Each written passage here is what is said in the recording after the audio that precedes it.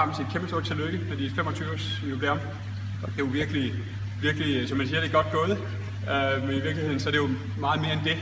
Fordi 25 år, det er lang tid. Altså, når jeg kigger på vores website, så kan jeg jo se, at det er relativt mange jubilæer, vi har, og det er jo heller ikke så lang tid siden,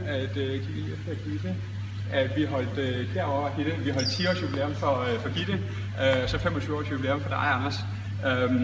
Men 25 år, det er jo virkelig et udtryk for loyalitet over for Videx, og det er også et udtryk for en forandrings- eller tilpasningsevne.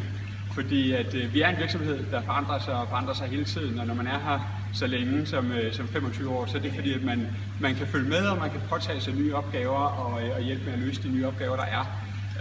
Og det har du jo også gjort nogle gange, fordi du har været, kan man sige, ikke i lagerfunktionen, men i silketryk, indtil, så vidt jeg lige kunne komme frem til omkring 2006. Er det rigtigt?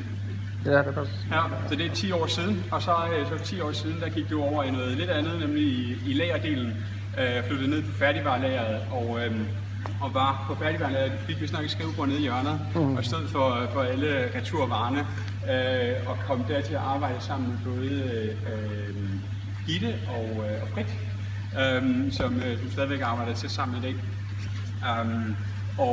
Og fra det, kan man sige, det globale færdigvarelager, der flyttede du så over og var med til at etablere færdigvarelageret, eller vores lager i Videx.dk, da vi blev etableret som datterselskab i 2009. Og har stået på den del og står stadigvæk for hele den del, der handler om udsendelse af varer til de danske kunder, og det bliver til rigtig mange høreapparater, og det bliver heldigvis til flere og flere høreapparater, så det er vi jo glade for. Men det, der jo virkelig karakteriserer dig og dit arbejde, er, at du er meget pligtopfyldende, du er ærekær omkring at gøre dine opgaver på den rigtige måde. Og det synes jeg er vigtigt, og det synes vi alle sammen i Nordic er vigtigt, fordi det er den måde, man får glade og tilfredse kunder på. Og det har du. Jeg har ikke hørt noget som helst andet fra nogle kunder i hvert fald, eller nogen, der har oplevet, at de ikke har fået det, de skulle have.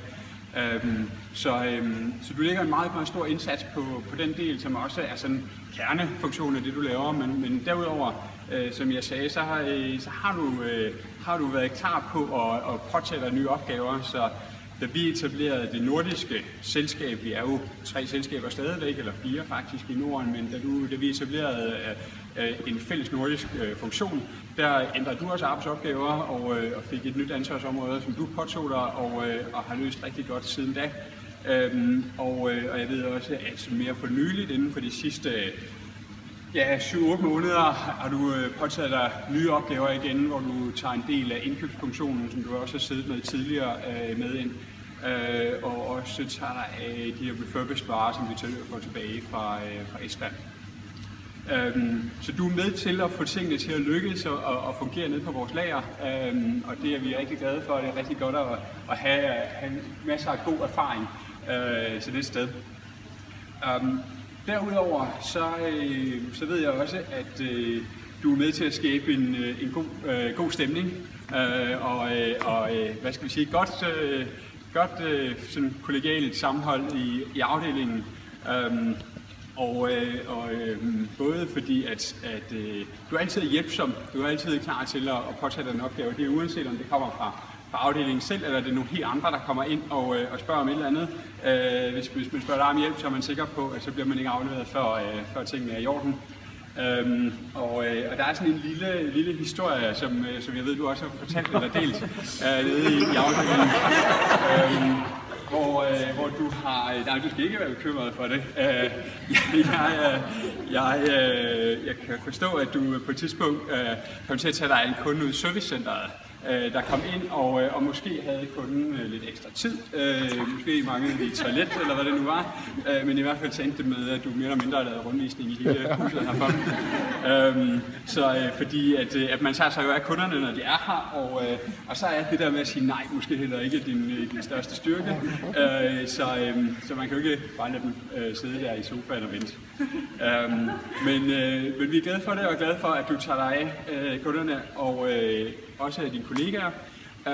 Og så vil jeg sige, at altså, der er også alle mulige ting, som vi ikke skal komme ind på, men jeg kan høre, at du er også kendt for, at du ligesom har din helt egen ordsprog i afdelingen. Og det er også en god ting, synes jeg, at være med til at skabe en rigtig stemning på den måde. Og jeg skal på et eller andet tidspunkt finde lidt mere ud af, hvad det handler om. Men, det skal vi ikke snakke mere om nu, Anders. Så det er, at du spiller en vigtig rolle nede i vores afdeling. Det har du gjort det bliver så de sidste 7 år i nordisk regi. Så det er vi rigtig glade for.